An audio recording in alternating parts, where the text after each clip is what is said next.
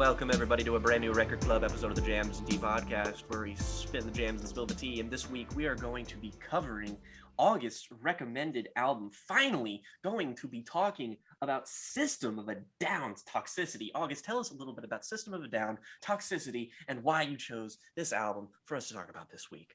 So, System of a Down. I am sure a band my close friends, podcast mates here, have not heard me shut up about in the few years you've known me. A big August core band. One of the first bands I think of when I think of you. Absolutely. And so I guess the best way to get into System of a Down is a bit of their history. Formed in Glendale, California, System of a Down are notably a band of 4 members, all of Armenian descent, which becomes very important to their narrative and the records they released. Formed in about 1994, the group got their name from a poem which guitarist Darren Malakian had written, a poem called Victims of a Down. It changed to System for broader appeal.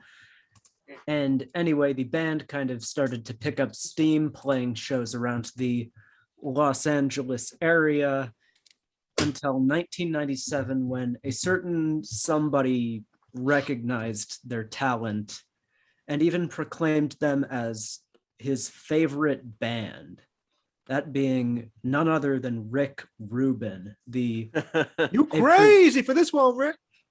A producer who notably brought the band to him rather than the typical vice versa. And this resulted in them cooking up their first album, their self-titled album, which had some huge singles like Sugar and Spiders.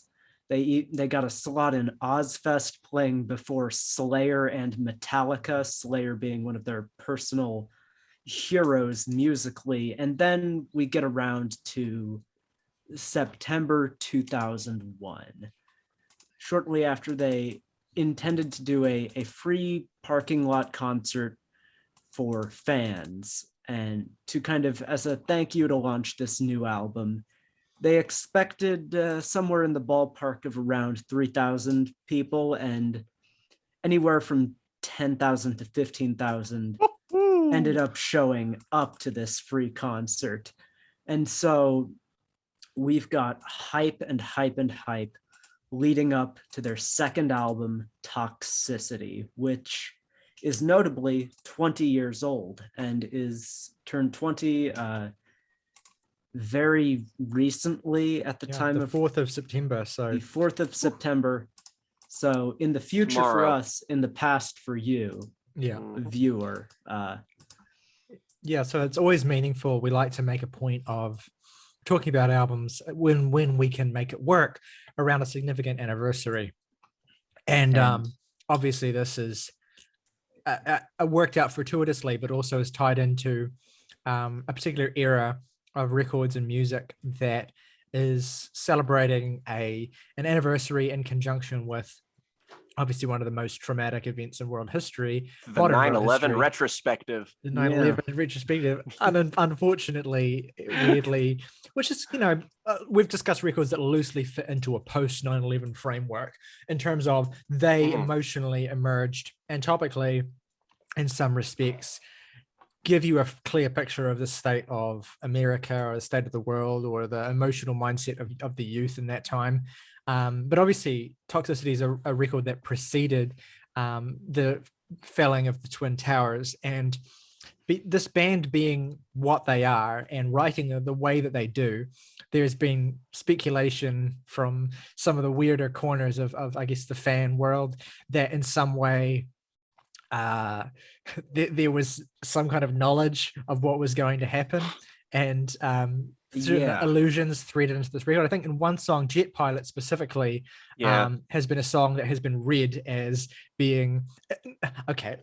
I don't mean like people think that the band knew about 9/11 or whatever, but there's a prescience to it that taps into, and I think Serge has spoken on this as well, like there's the things that the band talk about are relevant and will always be relevant because they tap into these deeply embedded socio-cultural, socio-political issues that are fundamentally woven into the fabric of the West and aren't changing anytime soon, and are related very tangibly and very closely to the West's relationship, the West's and America specifically's authoritative and violent relationship with the East and with the rest of the world in this power structure.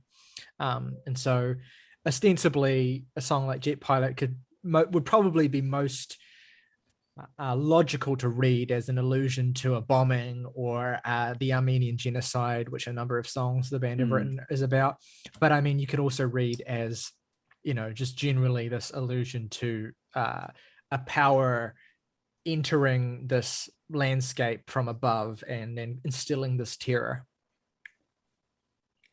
And this is all happening while 9/11 has gone on, but none of this seems to stop or deter this particular nu metal band sound or ambition, because Toxicity ends up topping charts in America and Canada, all while being, in my opinion, one of the most intelligently written and crafted and structured albums in its particular genre and in its particular style. And really, there's no way to get into this album or talk about it without waking up of sorts. Because the song we must talk about first is Chop Suey. Yes. Wake up. Originally the lead single, and it is worth noting, a song that was achieving quite some success before 9/11, but was then put on a blacklist following a radio blacklist following 9/11 because of its allusions to suicide were perceived as too dark for the nation to listen to, and a lot of music suffered that fate around the time. But yeah, Chop Suey, originally titled Self-Righteous Suicide, and that you can probably tell us about where the Chop Suey title comes from, August. Yep. The Chop Suey title ending up coming from the way radios would poorly communicate that particularly intricate phrasing of lyricism. Self-righteous suicide coming through on crappy radios sounding like self-right chop suicide. Yeah. And that being where the title being derived from in a humorous little way. Yeah, you can also read it as like another little kind of niggling dig at America as well, because Chop Suey is like a bastardization of Sap Suey, which is a Chinese dish. But so it's like you're taking this term that represents like Americans mangling something from another culture. So which is very System of a Down. But and it's also like kind of cute that despite the fact that they weren't able to or allowed to call it self-righteous suicide, the very first thing you hear in the song is Serge saying, "We're rolling suicide," just to really emphasize that. But I mean, what a single this is, what a song this is. In many ways, it's kind of like feels like it's transcended the band as this kind of like emblem of like this particular cultural era of music. I will confess that this song was like, there's video of me, I think when I'm like 5, dancing like a maniac, like a little boy dancing like a maniac to this song because my dad would play it over. Desperately need to see this. I know it's hiding somewhere. I genuinely don't know where it is, but I know it exists. Anyway, I loved the song as a little kid. I just loved the absolute absurdity and the charisma and the character of it. I love to do that little try very poorly to imitate that little vocal run that has become so famous and meme to death. Wake up. And then of course, like with a lot of great music that you become aware of in a very innocent way as a child. You grow up and you learn the true darkness that lies within the song. It being a song that could be read alternatively as a song about abuse, or a song about addiction, just generally a song about some kind of like all-consuming vice that a person tries to cover up. And specifically, I think either Serge or Darren has spoken about how the song is about how people cast judgment on people who are victims of addiction, or people who die or suffer these kind of really ugly fates, and romanticize people who suffer in an acceptable way. So there's this great sense of cultural hypocrisy at the core of this song that's very System of a Down. And in many ways, it's also like System of a Down are very fond of doing. There's a very kind of religious bent to it also, this kind of self-righteous, kind of angelic, godly act, which of course, for a Western audience, very obviously evokes images of like Jesus Christ or other biblical characters.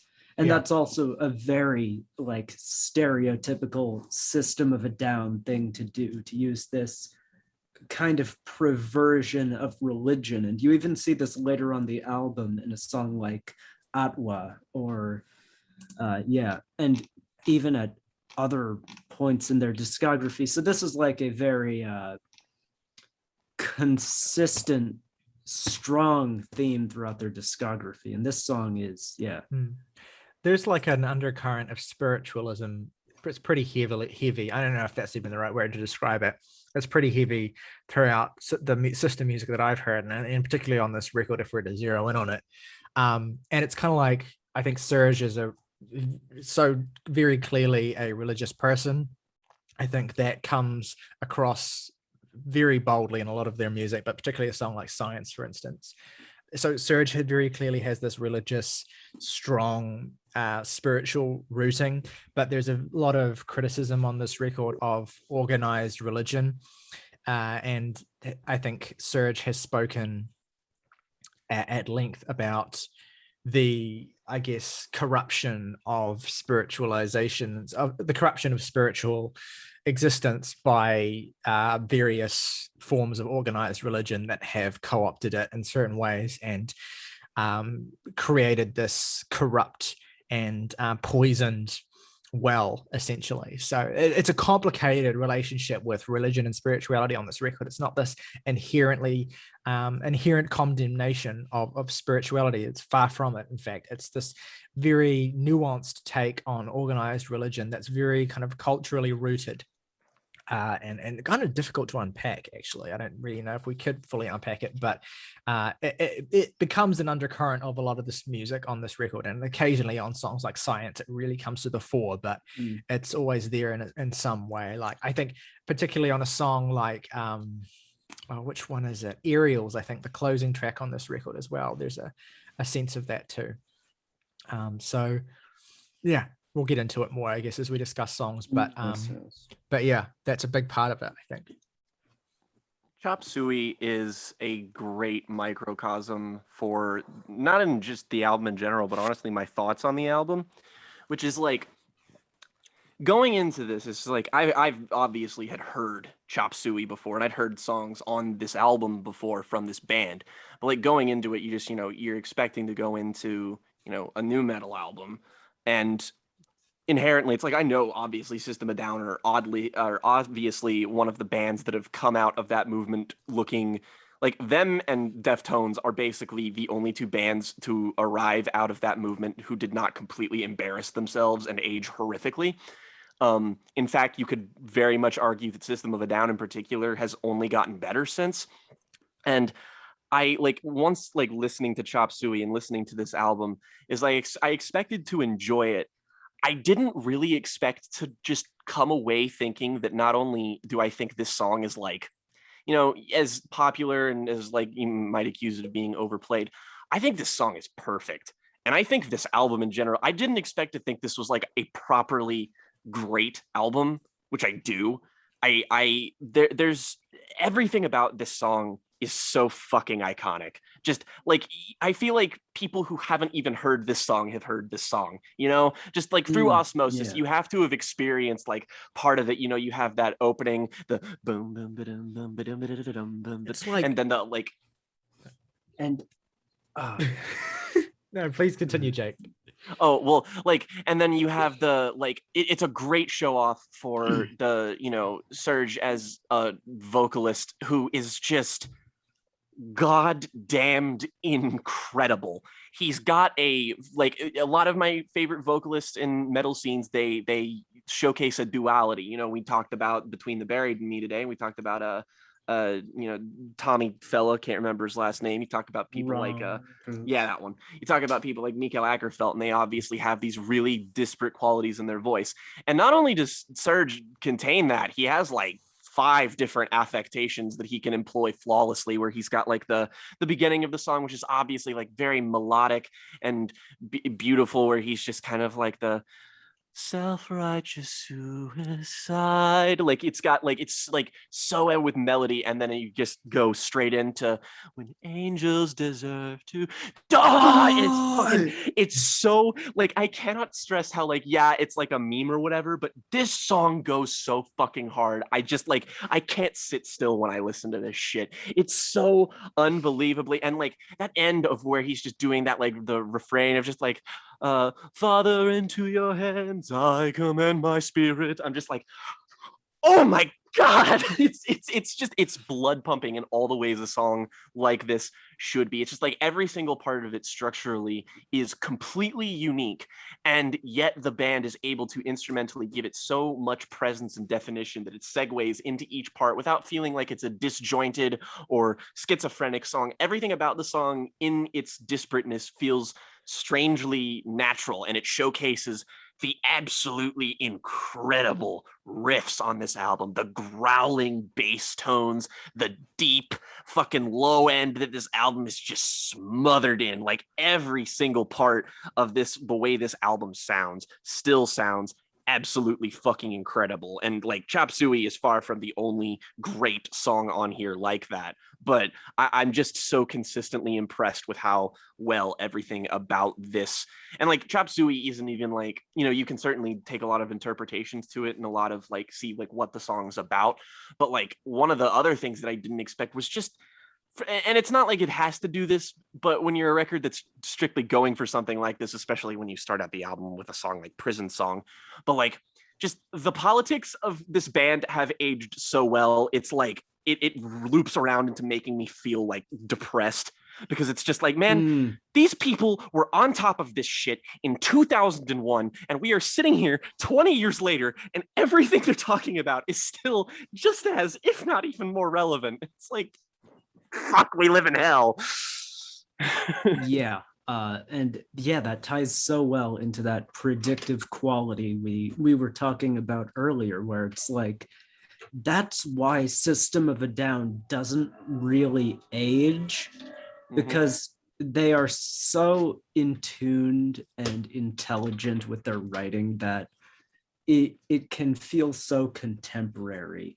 And something I think adds so much to their uniqueness as a band is in their rhythm sections, which are perhaps one of the most interesting things about this, because of that aforementioned Armenian heritage. A lot of these riffs come from more traditional Armenian folk songs, just amped up and given an extra level of verve and excitement by being put in the context of a heavy metal song.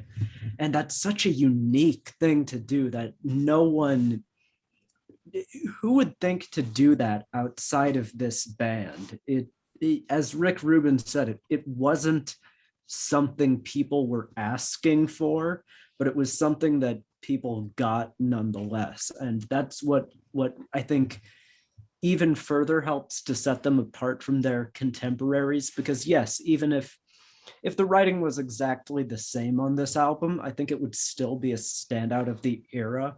But I also think it wouldn't quite have the same staying power and impact if it just sounded like a corn instrumental, because these are very distinct, unique sounding songs in their lane. And you even get parts where they just go full on with their cultural influence, like in the bonus track Ardo on this album, where they're just doing this like chimey, rhythmic, kind of traditional folky song with a little bit heavier instrumentation. And it's this great way to end out the record. So that's what I needed to say about the instrumentation, is that it's just so unique, and I love how it's that's what sets them apart, I think, is that even as an outsider, you can tell that there's something very distinctly foreign about their sound that lends them an edge that other bands in this time, and that still other bands still don't have to this day, is that you just kind of know, you feel it.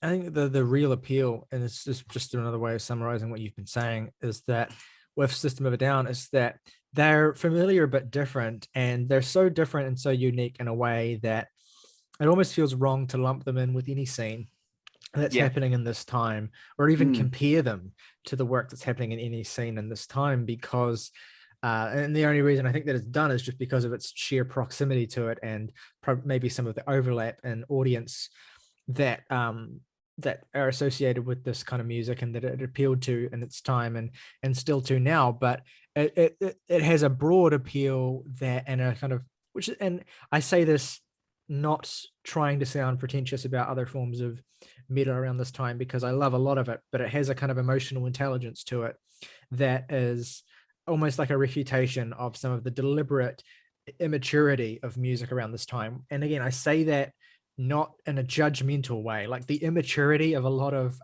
the kind of metal that's happening around this particular era is part of its appeal and part of its fun.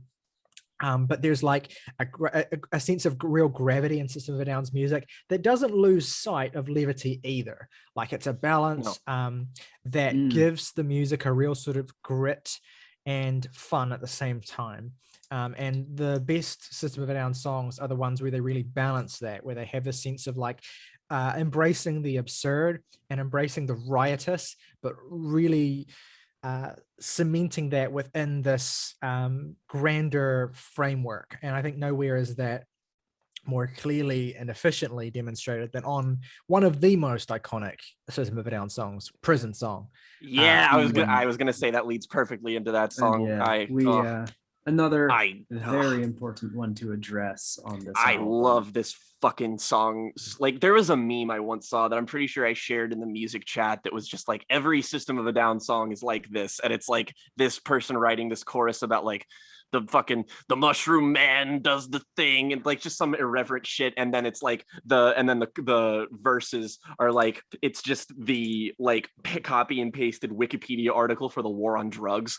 And like, that's the thing, is that meme in a sense is not wrong about Prison Song, because there is literally a point where they just like, they start basically screaming statistics at you, and you know what, it fucking rules. There's just something that is so like, that it's that irreverence that I think makes them not feel like they're doing they're not taking themselves too seriously, which allows for them to do stuff like this. I can't tell you how many times I've had the refrain of the I buy my crack, my smack, my bitch right here in Hollywood. And fucking, I love this shit so much. It smacks. It's that, and then it's nearly 2 million Americans are incarcerated in the prison system of the US. And well, the thing is too, is that like, you like this song could like radicalize somebody, because like you listen to this shit and you're just like, damn, they're still right about literally all of this. This is just, and it's just talking about using drug money and the war on drugs to fund wars around the world, to further make incarceration for the American people and for people everywhere. It's just like how it's this funding, this like war economy that just snowballs into this bigger thing, this machine. And it's a really, really poignant point to make. And it also goes. fucking owns, because like one part that always sticks out in my head is when Serge goes mandatory minimum sentences, and there's a fucking death growl after it. It's so it's- good. What makes this song a masterpiece, I think, is the way that it inverts the notion of like propaganda, right? So you're being lectured essentially on these points that the band want to make, and they're kind of doing it in a kind of almost subliminal way, where they're building the song that's so intense and heavy and fast paced that you can barely even absorb what's happening, and they're like saying it like 150 words per minute. They're reciting these things that they want you to know, but they're doing it in this way that is very like two-dimensional, just reciting facts, and they're doing it in a way that is like propagandistic. It's like all research and successful drug policy shows that treatment should be increased and law enforcement should be decreased. So, but what's genius about that, right, is that it's a commentary on imperialism and the notion of how America wants its people to think in this imperialistic mindset with this very individualistic, greed-based, state of being, and will present and like dictatorships and kind of fundamentalists governments will get people to absorb this stuff through propaganda, right? And so this song uses the presentation and the linguistics of propaganda to do the exact opposite, to radicalize people, as you say. And it's like such an amazing subversion. And what's so great about it is that it makes this point, it uses this subverted framework to do that. And it also completely encapsulates everything that System of a Down are about. Like it tells you exactly what their whole musical approach is. It tells you exactly what you're going to get from the rest of this record, broadly speaking. And it just perfectly encapsulates and sums up everything that makes them unique. And all of this, and they have time for like slower, more melodic parts to close out the choruses. And they're just able to throw so much into the kitchen and put it all together in such a succinct package that that propagandistic radicalization effect is so well packaged that in a sense, it's so well blended and so well put together. It's so exciting.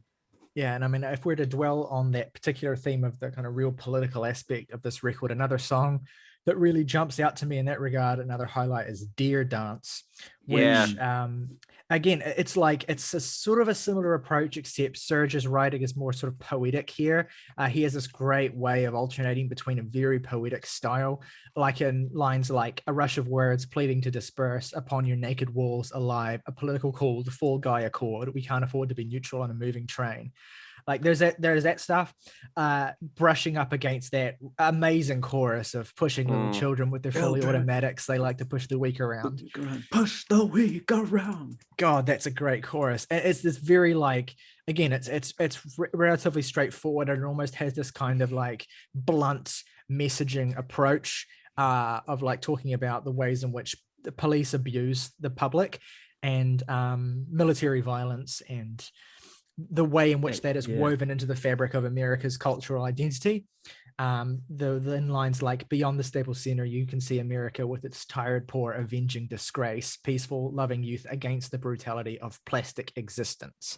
Like it's very clear what they're talking about, and it is, but yet also there is a real substantive power underpinning it. And I think on this song demonstrates really the power of why the anthemic choruses on this band's songs work, because they make these songs in a way where they're structured like call and response rallying cries in a sense. The chorus, of course, being the audience's chance to scream along and respond, and there's a real power to that. And it's why the catchiness of this band in a way becomes so profound, I think. Yeah, no, absolutely. It's a call to arms. It's it truly like, and I think you can see the success of it and the feverish nature of the fans of this band and the kind of like way in which these guys are looked up to as these sort of like, for lack of a better word, holy figures in a sense. And their music has perhaps not at the time, it wasn't taken as fully seriously as it is now, but with time, and certainly with a lack of modern music from this band, you get to reflect a little bit more on everything that they did. And particularly with this record, which is arguably their kind of cultural peak. And yeah, it's astoundingly powerful, and that's just really one thread of it, is the radicalization aspect. There's a lot of other themes that are explored on this record as well. There's environmentalism on a song like Forest, which is another one of my absolute favorites on this record, and it's some of those songs like Forest and Toxicity are kind of a little bit more elliptical lyrically, a little harder to clearly interpret, but you do get a sense of this kind of like divine spiritual relationship between the earth and its creator, and the violence that has been bestowed upon the planet by its inhabitants, and the potential for redemption as well, like the potential for making a cleansing of sorts to be sought and found, and that's a powerful thread that runs through this as well. I think showcased on one of my personal favorite songs on here, which is Shimmy. Another theme here is, honestly, I view this to be directly analogous to, this is a very Jake comparison, it makes me think, it's the same point essentially and has a lot of the same ideas structurally, is it makes me think of Another Brick in the Wall Part 2 by Pink Floyd, is that they're basically commenting on the commodification and almost industrialization of youth in schools, about how America is sort of implanting this idea of an idealized nuclear family and a job, to like, schools are basically factories that shape people into a specific mold and deprive them of individuality and just make them fit this specific mold. And you're encouraged from day one out of the gate, just, like, don't be late for school. That's like one of the refrains in it. But it's just the repetition here is, it gets at something that's like cyclical about it, that it's just like it's continuing and going on and on and on. And the talks about indoctrination, subjugation, lots of Asian lines, but the power of it too is also in the delivery, is that like a lot of these things wouldn't work if they didn't have the musical chops and the vocal chops to back it up. But one of the great things about Serge as not only a writer and a musician is the fact that he finds a unique way to deliver and structure every single one of these songs to make it feel not repetitious, but to also make it feel unconventional and just the slightest bit weird, so that you remember basically every single part of it. And that's key into relaying these ideas, so that it's like, that sort of like propaganda thing earlier on. It's just like, he's so great at disguising like melody and hookiness into these things, that it's subtle, but it's a fantastic trick. And the band has like, obviously, like, the fact that they are here only their second album makes me be like, damn, I really need to check out their other records, because if they get even remotely better at any of these things, then like, holy shit. Yeah, like, I think what really sells me on this record and the kind of whole ideology is that it's rooted in this notion, like, there is an optimism and a kind of hope underpinning this, and it's not this kind of relentlessly dour miserableism, which can be in itself fine, but this is like a really kind of aspirational album, and it kind of grabs you by the shoulders, and it says like, you have the power to fucking make a difference, and you have the power to like pull yourself out of the mire that this world has pulled you into. And that's really, I think, powerfully and potently and bluntly expressed in a song like Needles, which is this, song that obviously ostensibly has this kind of like addiction and drug use framework. and references to kind of like parasites. And I mean, that opening verse is quite telling. I cannot disguise all the stomach pains and the walking of the canes when you do come out, and you whisper up to me in your life of tragedy. But I cannot grow till you eat the last of me. Oh, when will I be free? And you, a parasite, just find another host, just another fool to roast. And so, yeah, it is this song about like pulling, like acknowledging the situation that you're in and the pain and suffering that you're experiencing, and then finding the power within yourself to pull the tapeworm out of your ass. The tapeworm out of your ass. Hey, Yeah, pull the tapeworm out of your ass. In a strange way, it becomes this weirdly inspiring record in that sense. This kind of triumph in maybe not being able to do better immediately, but just having the power to eventually scrape and claw your way out of it. And even when this record is at its most hopeless, on tracks like Toxicity, this one of the other singles here, this song being about the just destruction, corruption of the earth, particularly through the lens of capitalism, through the lens of just postmodern technology completely invading and controlling our lives. But the rebellious line of what do you own the world? How do you own disorder? Is such a powerful sentiment to, even when you are so oppressed and so subjugated, to just be able to spit in the face of your oppressor and tell them, no, you can't ever fucking own the world. You can't ever have it all, because there is still individuality, hope, and personality within every person. There is still entropy on the planet.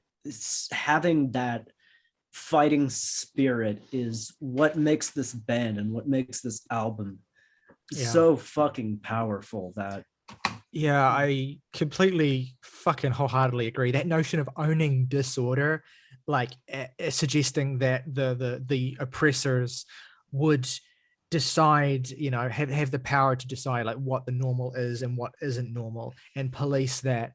And it's like, no, actually, we are going to exercise and we're going to reframe things. We're going to delineate between order and disorder, and we're going to engage in disorder, and we're going to rebel against that. It's my favorite song on the record. I think it's my favorite System song, although it's a really hard call, because it just feels like with Prison System, but like with Prison Song, but in a totally different way. It is the core culturally and spiritually as well, with some of the more oblique lyrics, like the outro to this song of "When I became the sun, I shone life into the man's hearts." Really, every little aspect of Serge and Darren as writers and musicians are completely to the fore on this. It's a very powerful climax for the record, and with that aspirational aspect of songs like Needles that I talked about, that comes back to the fore on Aerials, the closer, as well, which has this real sense song. This real sense of just genuine possibility and hope. And it's complicated, but there's this great refrain in the song of "When you lose small mind, you free your life." And this notion of like embracing what might be characterized as insanity by the people who would characterize it as insanity, because they want you to, look down on those people, when in reality they might actually be experiencing some reality that is perhaps something that the people in charge don't want you to experience. And so it's like this whole notion of like taking these labels of what is normal, what is right, and being able to redefine them as an individual. and being able to seize what might be characterized as a disorder and actually reframe that into something that is powerful and with the potential to change the world and make the whole planet better. And this kind of metaphorical image of aerials in the sky, of people as aerials in the sky, as able to kind of send out and communicate this powerful message and resonate into the air. It's such a powerful visual metaphor. And yeah.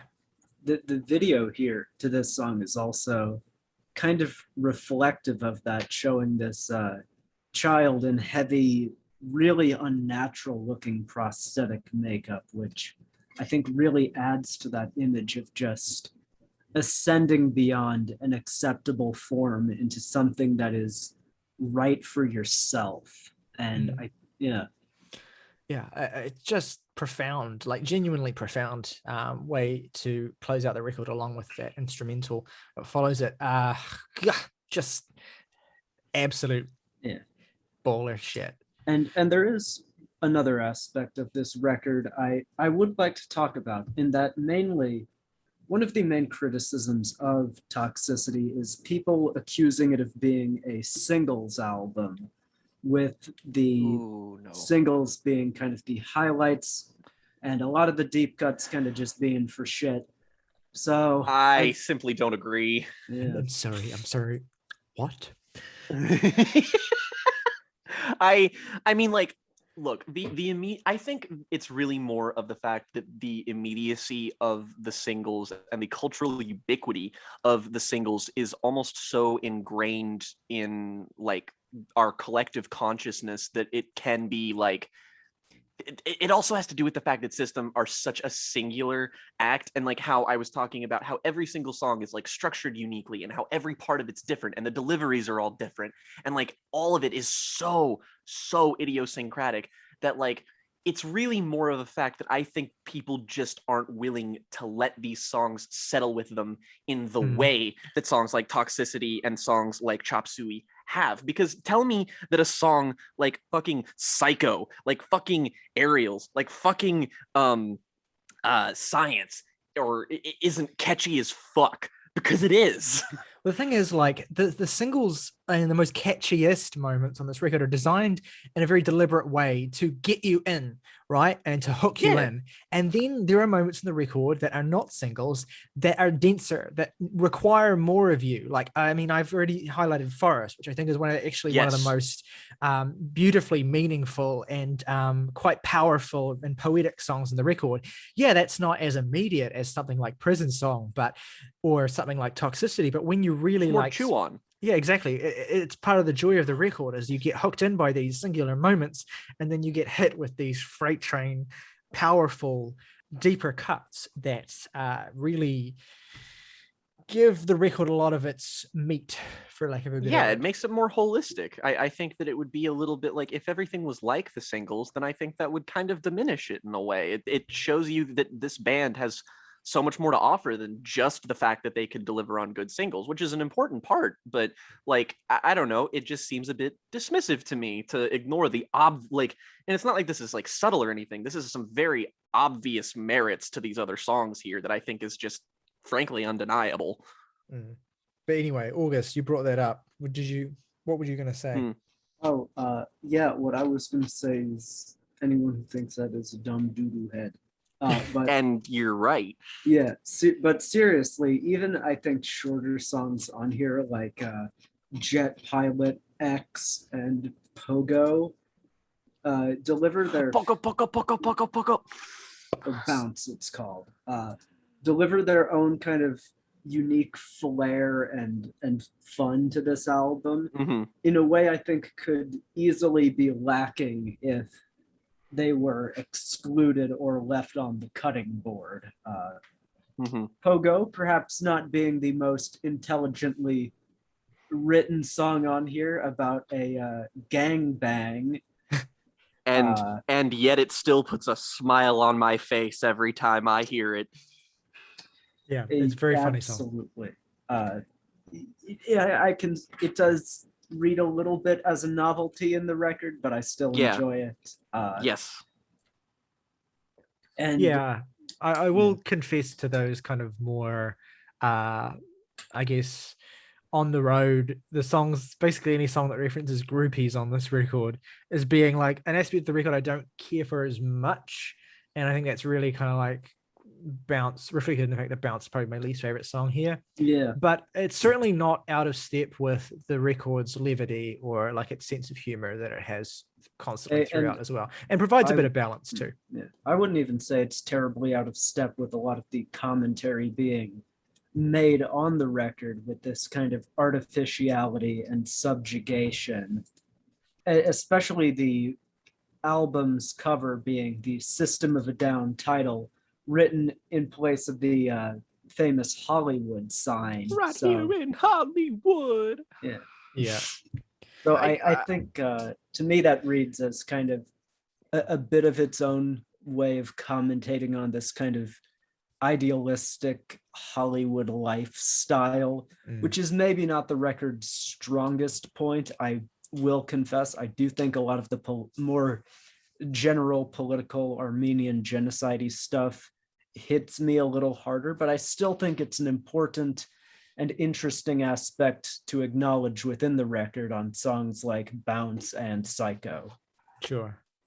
I think it also kind of like it takes away, you know, this is an album where one of the literally the most famous moments has, you know, Wake Up in it. And so you kind of teeter along the line of having your album be like preachy or just being like a bit like, oh, it's fucking society, bottom text shit. But the thing is they're so committed to their irreverence and they're so committed to not being in that one particular mode, and they're also committed to a sense of empathy. They're like the subjects they're sympathetic to are always lying in the exact right place. They're never like talking down to you, they're talking to you. It's never a note of like, oh, fucking everyone is a sheep and everyone has to wake up because society has you asleep. It's like, no, it's just being like, you know, fucking light a fighter under your ass and fucking, you know, fucking defund the fucking police. The difference between System of a Down and A Perfect Circle. Yes. Yes. That, oh man, that is a flawless comparison that I will forever be able to make now for whenever I have to put, you know, and I don't even hate A Perfect Circle. Like, no, I think they have two songs. Very good albums, and they have another album that is anyway, let's that's irrelevant. It's the Black Mirror this album where it tries to do all the things that this album does and doesn't at all. Anyway, yes. Yeah. Anyway, I guess the one thing we should talk about is the kind of elephant we've left unaddressed. Rick Rubin, how do we feel about his production on this album? It's great. It's great. Yeah. Hey, look, genuinely. Look, I just want to go on the record and say I've never been like one of those big Rick Rubin haters. I know that sometimes his production can be headache inducing in certain places, but I broadly am pro Rubin, generally speaking. And he's great here. I don't hate him. The problem with Rick Rubin I have is that he's prevented dozens and dozens of records in the past that I should love but don't, purely because of him. So I have a lot of animosity for him towards that, but that doesn't mean that he didn't do good work. Like here, everything is punchy, everything is loud, everything is clear in all of the ways that you want it to be. It has enough grit. It's not too clean to the point where it sounds sanitized. It's a perfect balance of everything. No, I'm very glad we all agree on that, because I do too. I think this record sounds amazing, and he does a really good job at highlighting those particular rhythms and melodies the band really want to get across. I just felt it was essential to address given this, given our relationship with Mr. Rubin. But do you guys have anything else to add about System of a Down's Toxicity? Or don't let the fact that this is new metal turn you away. Is it new metal? It's listed on Wikipedia as heavy metal. And I think it's honestly way more in keeping with, like, it's not quite heavy enough or quite in keeping with enough, but it's definitely taking from like funk metal and groove metal.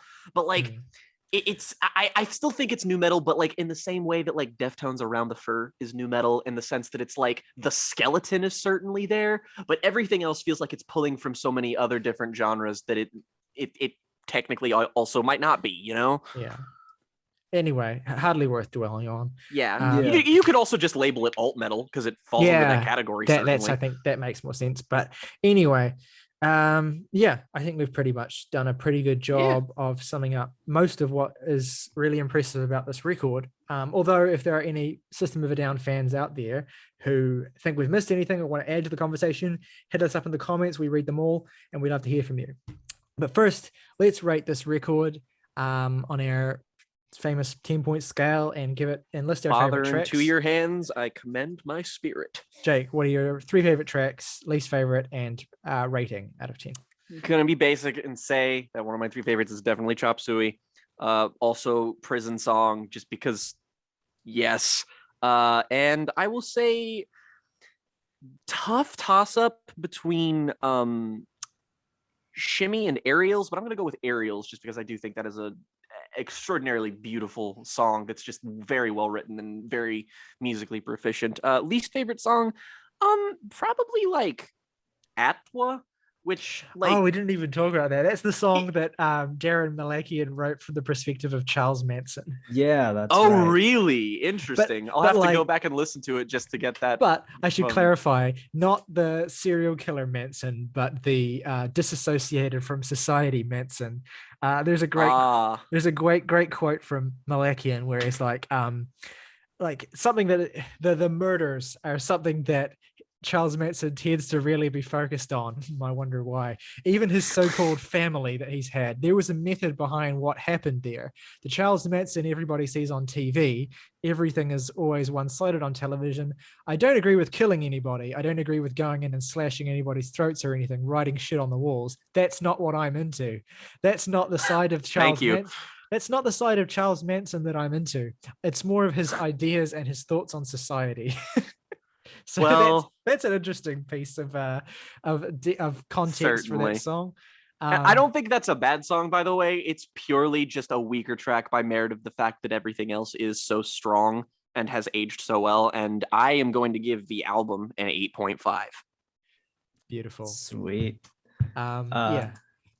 Some of my favorites here are Toxicity, In Our City, Prison Song, and I will say Science. Another one we didn't really get to, but very good one. Very enthralling. Yeah. Least favorite I will probably say is X. And this is getting a 9.5 from me. Oh, that's toasty. Let's go. Alrighty. And my rating is, well, first of all, my favorite tracks are Toxicity, Aerials, and Chop Suey. Nice and easy, clean 1, 2, 3. Least favorite is Bounce. And the record gets an 8.5 from me. So alongside Search's 7.5, that gives us an average of 8.5, which is a pretty solid rating. But yeah, as we said before, let us know what you think of this record in the comments below. We love to hear from you. I know we can't cover everything, but let us know what this record means to you, what you think the significance of this record is. If you think it's the best System of a Down record, whatever your thoughts are, we'd love to hear from you in the comments below. Make sure you check out our main episode this week if you haven't already, which is on the new albums from Churches and Between the Buried and Me. And also stick around for Thursday's video, which is going to be a retrospective on Talk Talk's Laughing Stock. But anyway, August, send us out. As always, everyone, rock over London, rock on Chicago, Rothy's, reduce your carbon footprint in style.